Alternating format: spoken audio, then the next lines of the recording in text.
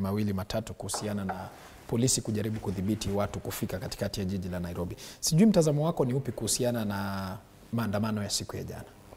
Maandamano ya siku ya jana yalikuwa kutoa maadhimisho ya maandamano yaliyotokea mwaka jana. Na matukio ambayo yalitokea jana ni tuliona kwamba japo kuwa idara mbalimbali za serikali, haswa idara za polisi, walikuwa wamepewa notice mwafaka na vikundi mbalimbali. Na pia askari wakatoa wito kwamba wataweza kudumisha amani na wataweza kuallow hizi maandamano ziweze kuendelea.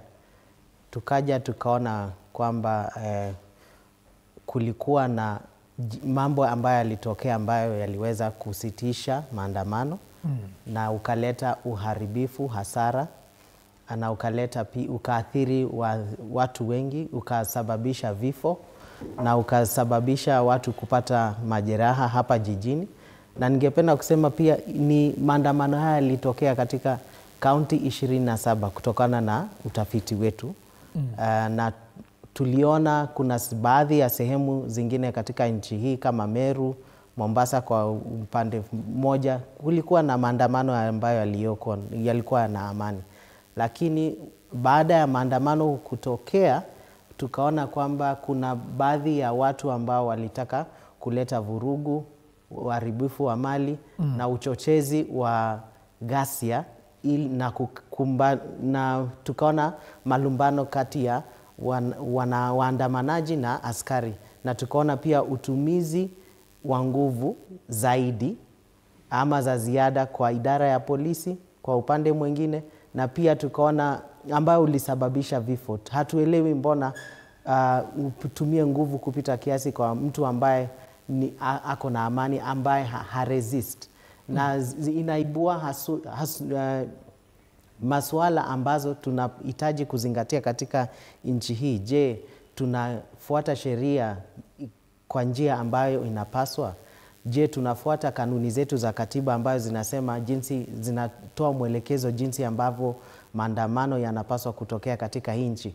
So tunaona ya kwamba bado tuko na changamoto za uwajibikaji, ya kufuatilia haki ya wale ambao walioathiriwa.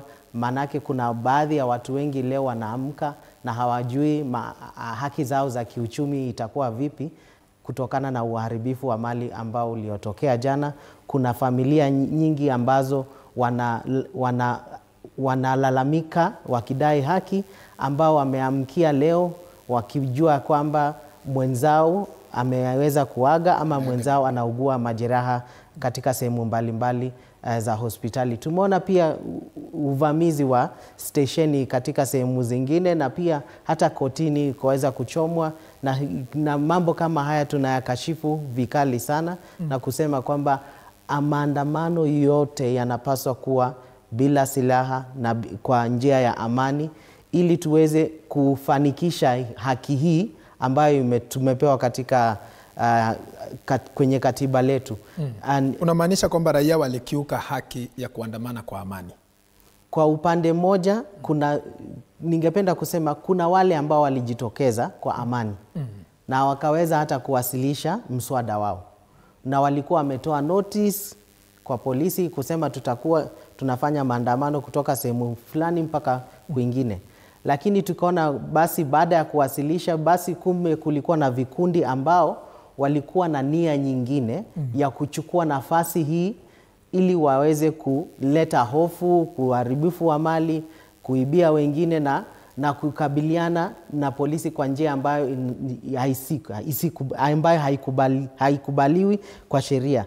Kwa hivyo wale